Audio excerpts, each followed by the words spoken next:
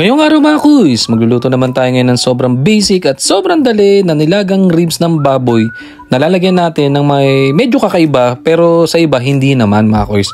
Sinimulan natin sa pagpapakulo ng tubig, tapos after nyan nilagay na natin yung pinaka ribs ng baboy.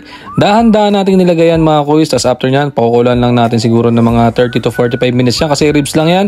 Mabilis maluto yan mga kuys. Tsaka ito, dito lang natin nabili yan sa amin na may mga nakakatay kasi dito sa lugar namin. Tapos yan, binenta sa amin. So ito, naglagay tayo dito ng luya, paminta, asin, organic pork cubes, sibuyas at bawang. Yung luya na yun mga kuys, optional lang yan. Kung gusto nyo, kung hindi, huwag kayo maglagay. Yung bawang, huwag din kayo maglagay. Walang problema mga kuys. Pero ako nag-try kasi ako, minsan masarap din talaga pag may luya yung nilaga. Try nyo yan. Usually sa mga Bisaya mga kuys, goods yan. Tsaka sa mga Chinese na mga soup, ang sarap mga kuys pagka meron tayong nilalagay na luya sa ating mga sabaw na ganito. Sa after mga kuys, halo lang tayo dyan. Ang gusto lang natin dito, semi-lumambot naman yung ating ribs. Ayaw natin na sobrang lambot kasi hindi na masarap yung wala nang laban mga kuys pag kinagat eh.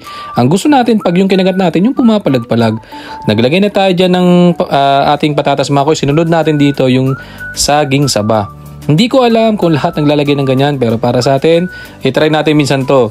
Sa akin nakita nyo naman mga kuys, nilagyan natin ng saging sabay na hindi natin binalatan. Pwede rin balatan kung medyo ayaw nyo nang kasama yung balat. Pero para sa akin mga kuys, try nyo yan. Wala namang problema dyan. Yung saging sabay na ginamit natin yan, yung semi-mahinog na para hindi naman ganun katamis at tamis. Pero yung lasa niyan, medyo may katamisan talaga mga kuys. Kung mahilig ka sa medyo matamis sa sabaw, goods to mga kuys. Ako, hindi rin ako masyado pero tinaray ko lang to. Pero kanina mga kuys, tinikman ko yung sabaw, grabe ang sarap. Tapos sa huli mga kuys, naglagay tayo ng repolyo dyan. Pwede rin kayo maglagay ng pecha dyan, bagyo pecha or bok choy. Walang problema mga kuys. Tayo masusunod sa luto natin. Tapos yung mga kuys i-try nyo to. Wala namang problema. Ako ngayon ko na tinaray ito. Hindi ako masyadong maig sa matamis. Pero okay din siya. Para sa akin. Para medyo maiba naman yung ating niluluto sa araw-araw natin.